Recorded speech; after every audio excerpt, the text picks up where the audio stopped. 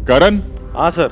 ऐसा अब दिखाई देने लगा है, घर में जब भी कोई मेन मुद्दा होता है आप उसमें घुसते नहीं। जब कोई बड़े मुद्दे चल रहे हो घर में, आप साइड में बैठ के ना दिमाग लगाना शुरू करते हो जो नजर आ रहा है और एक अलग नैरेटिव तैयार करते हो उस चीज का। एक बात बताओ करण, यस सर। खतरों के खिलाड़ी में आप क्यों जीत पाए थे? आप क्लियर थे कि आप किससे compete कर रहे थे।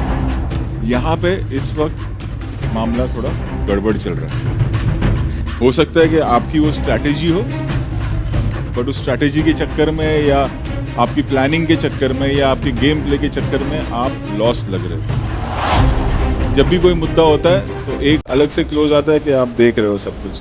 जब अविनाश और रजत के बीच में भी लड़ाई हुई करण, तब आपने सबको क्या एडवाइस दिया? ये बीच में मत आना। बीच में मत पढ़ो, हाँ क्योंकि उन लोग कॉन्ट्रैक्ट पढ़ के आए हैं, करेक्ट। तो कुछ नहीं होने वाला। ये जो आपका अप्रोच और ये जो आपका एडवाइस था, हाँ ये उल्टा कब पड़ा पता है? जब सारा रूल ब्रेक कर रही थी, वो सारी चीजें कर रही थी जो कॉन्ट्रैक्ट में नहीं। क्या वो सही था या गलत था? लेकिन अगर गलत है तो आपका एक ओपिनियन आना चाहिए करण। क्या करण कायर है? क्या करण फट्टू है? क्या करण बहुत ही मीन लेवल के गेम प्लान के साथ खेल रहे हैं, या फिर करण है मास्टरमाइंड? जी हाँ, आज रोहित शेट्टी आने वाले हैं शनिवार के वार में और देने वाले हैं करणवीर मेहरा को एक वेकअप कॉल। जी हाँ, एक वेकअप कॉल ही कहूंगा मैं इसको, क्लास लगना या बहुत वाट लगा दी इस टाइप का नहीं कहूंगा, एक वेकअप कॉल मान सकते हैं करण के लिए। हालांकि इस वीक के लिए बहुत सारे ऐसे मुद्दे थे करंट के जो बड़े बड़े थे जिन्हें उठाना चाहिए था, जिनको दरकिनार करते हुए ऐसे मुद्दों को सामने लेकर के आया जा रहा है जिनको थोड़ा टाइम बाद या थोड़ा थोड़ा से पॉइंट के लिए भी उठा सकते थे, लेकिन हाईलाइट इन्हें किया जा रहा है।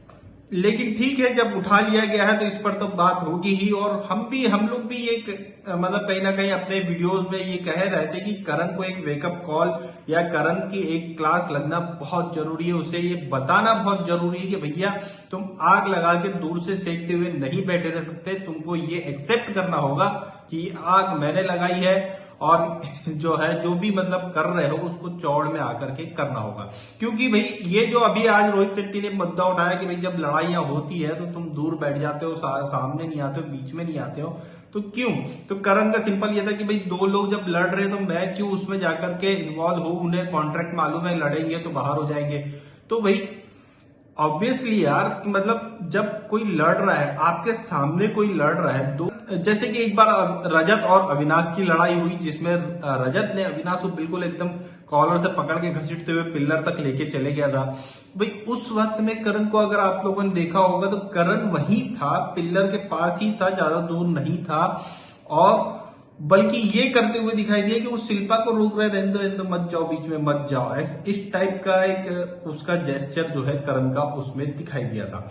और एक लड़ाई हुई थी अविनाश और रजत के बीच में, तब भी करण वहीं पास में ही सोफे पर बैठा हुआ था, लेकिन वो उठ करके नहीं आया। इससे पहले भी और कई मामले हुए, रजत और अविनाश के ही हुए हैं, विव्यान के हुए हैं, और जो सारा ने करी उस वक्त में भी, उस वक्त में तो सारा वाले मामले में तो खैर जो था टास्क कर रहा था, जब वो हिंसा मारपीट वाला काम कर रही थी तब वो टास्क कर रहा था, लेकिन जब बाद में वो मीन हरकतें कर रही थी तब भी इसका करण का जो है पूरा जेस्चर यही था कि अरे रहने दो, बैठ करके देखेंगे चलो, जो कि श्रुतिका को इनने बोला भी था। तो इस पूरे मामले के लिए करण को आज रोहित शेट्टी बोलते हुए दिखाई दे रहे। करण का करण का कहना यह है कि दो लोग लड़ रहे हैं, उन्हें मालूम है कॉन्ट्रैक्ट में कि भाई वो बाहर हो जाएंगे, तो फिर वो दोनों की लड़ाई में मैं जबरदस्ती क्यों घुसूं? तो भाई यार ऐसा है, एक सीधा सा है, बाहर भी अगर ये लड़ाई हो, बाहर भी जो लोग लड़ते हैं किसी का मर्डर ही हो जाता है, जो मारने वाला है उसको ये पता रहता है कि मैं मारूंगा तो भाई मुझे सजा होगी, मैं जेल होगी, मुझे पुलिस पकड़ लेगी, फिर भी वो हिट ऑफ द मोमेंट में ये चीज हो जाती है। तो वो चीज उसे तो यहाँ पे भी मालूम है ना कि वही बाहर हो जाएगा या जेल में वो चले जाएगा। तो यही चीज यहाँ है कि यहाँ पे भी उसे मालूम है कि बाहर हो जाएगा, लेकिन हिट ऑफ द मोमेंट में ऐसी चीज हो सकती है कि भाई कुछ गलत हो सकता है तो आपको एटलीस्ट ये करना चाहिए कि आप आओ और सेंटर में ऐसे खड़े हो जाओ, एक प्रोटेक्टिव वे में खड़े हो जाओ कि ताकि आपके सामने अगर कुछ एकदम सडनली कुछ गलत हो रहा हो तो आप उसको रोक सके। लेकिन ऐसा नहीं कि आप दूर बैठ करके एज अ व्यूअर या ऑडियंस उसको देखते रहे।